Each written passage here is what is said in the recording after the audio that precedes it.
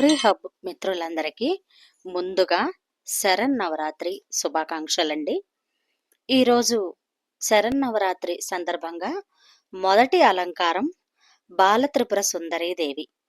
ఈ అలంకారంలో ఆవిడకి నైవేద్యంగా బెల్లపన్నం, పరమాన్నం నైవేద్యంగా పెడతారండి. అలాగే నవదుర్గల్లో శైలపుత్రిగా ఈరోజు అలంకరణలో మనం పూజించుకుంటామండి. ఈ శైలపుత్రి కథ వివరణ ఇప్పుడు తెలుసుకుందాం. వందే వాంఛితలాభాయ చంద్రార్ధకృతశేఖరాం వృషారూఢాం శూలధరాం శైలపుత్రీం యశస్విని. దుర్గామాత మొదటి స్వరూపము శైలపుత్రి అనే నామంతో ప్రసిద్ధికెక్కింది. పర్వతరాజైన హిమవంతుని ఇంట పుత్రికై అవతరించినందున ఆమెకు శైలపుత్రి అను నామము ఏర్పడినది. వృషభ వాహనారూఢమైన ఈ మాత కుడి చేతిలో త్రిశూలము, ఎడమ చేతిలో కమలము విరాజిల్లుతూ ఉంటుంది. ఈ అవతారమే నవదుర్గలలో మొదటిది. పూర్వజన్మమున ఈమె దక్ష ప్రజాపతికి పుత్రిక. అప్పుడు ఈమె పేరు సతీదేవి. ఈమె పరమేశ్వరుని పరిణయమాడింది. ఒకసారి దక్షుడొక మహాయజ్ఞమును ఆచరించెను. దేవతలను తమ తమ యజ్ఞ భాగములను స్వీకరించుటకై దక్షుడు ఆహ్వానించెను. కాని పరమశివుని మాత్రము ఆ యజ్ఞమునకు పిలువలేదు. తన తండ్రి యొక్క మహాయజ్ఞమును చేయుచున్న విషయము ఆమెకు తెలిసెను. అతడికి వెళ్ళుటకై ఆమె మనస్సు ఉబలాటపడెను. అప్పుడు ఆమె పరమేశ్వరునకు తన కోరికను వెల్లడించెను. బాగుగా ఆలోచించిన పిమ్మట శివుడు ఇట్లు అనెను. కారణము ఏమోగాని దక్షుడు మనపై కినుకపూనినాడు. అతడు తన యజ్ఞమునకు దేవతలందరినీ ఆహ్వానించినాడు. యజ్ఞ భాగములను కూడా వారికి సమర్పించుచున్నాడు. కాని ఉద్దేశపూర్వకంగానే మనలను పిలవలేదు. కనీసము సమాచారమైనను తెలుపలేదు. ఇట్టి పరిస్థితిలో నీవు అతటికి వెళ్ళుట ఏ విధముగాను మంచిది కాదు అని శంకరుని ఈ హితవచనములు ఆమె చెవికెక్కలేదు. ఈ యజ్ఞమిషతోనైనా అతటికి వెళ్ళి తన తల్లిని తోబుట్టువలను చూడవచ్చునను కోరిక ప్రబలంగా ఉండుటచే అనుమతికై ఆమె పట్టుపట్టెను. ఆమె పట్టుదలను చూచి శంకరుడు ఆమెను అనుమతించెను.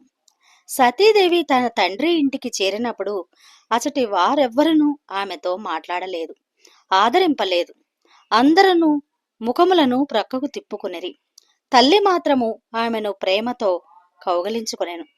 తోబుట్టువుల పలుకులతో వ్యంగ్యము, పరిహాసము నిండి ఉండెను. తన వారి ఈ ప్రవర్తనకు ఆమె మనస్సు కలత చెందెను. అందరిలోనూ శంకరుని ఎడ నిరాధారణ భావమే ఉండుట ఆమె గమనించెను. తండ్రి అయిన దక్షుడు ఆమెతో అవమానకరముగా మాట్లాడెను. ఇదంతయు చూచిన సతీదేవి హృదయము క్షోభతో, గ్లానితో, క్రోధముతో ఉడికిపోయెను.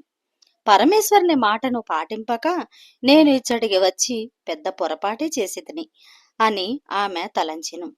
తన పతి అయిన పరమేశ్వరునకు జరిగిన ఈ అవమానమును ఆమె సహించలేకపోయెను. వెంటనే ఆమె తన రూపమును అసటనే యోగాగ్నిలో భస్మమొనర్చెను. అశనిపాతము వలె దారుణ దుఃఖకరమైన ఈ సంఘటనను గూర్చి విని పరమశివుడు మిక్కిలి క్రుద్ధుడాయెను. ఆయన తన ప్రమద గణములను పంపి దక్షుని యజ్ఞమును పూర్తిగా విధ్వంసమొనర్చమనెను. సతీదేవి యోగాగ్నిలో తన తనువును త్యజించి మరుజన్మలో శైలరాజు అయిన హిమవంతునికి పుత్రికగా అవతరించెను. ఇప్పుడు ఆమె శైలపుత్రిగా రూఢికెక్కెను. పార్వతి, హైమవతి అనునవి ఆమె పేర్లే. ఉపనిషత్తులోని ఒక కథను అనుసరించి ఆమె హైమావతి రూపమున దేవతల గర్వమును అణచెను. శైలపుత్రి అవతారమునందున ఆమె పరమేశ్వరునే పరిణయమాడెను. పూర్వజన్మలో వలెనే ఈ అవతారమును కూడా శంకరుడు అర్ధాంగి అయ్యెను. నవదుర్గలలో మొదటి అవతారమైన శైలపుత్రి యొక్క మహిమలు, శక్తులు అనంతములు. నవరాత్రి ఉత్సవములలో మొదటి రోజున ఈ దేవికి పూజలు ఉపాసనలు జరుపబడును. మొదటి దినము యోగులు ఉపాసన ద్వారా తమ మనస్సులకు మూలాధార చక్రమున స్థిరపరచుదురు. దీనితోడనే వారి యోగములు ఆరంభమగును. ఈ శైలపుత్రీదేవిని అనుకూలముగా అర్చించిన తర్వాత ఈమెకు నివేదనగా ఈరోజు కట్టె పొంగలి నివేదనగా పెట్టును. ఎలా ఉంది మిత్రులు? మీకు ఇలానే రోజుకొక అవతారం నవదుర్గల్లోనే చెప్తూ వస్తానండి. నన్ను ఆదరిస్తారని ఆశిస్తున్నాను. Thank you.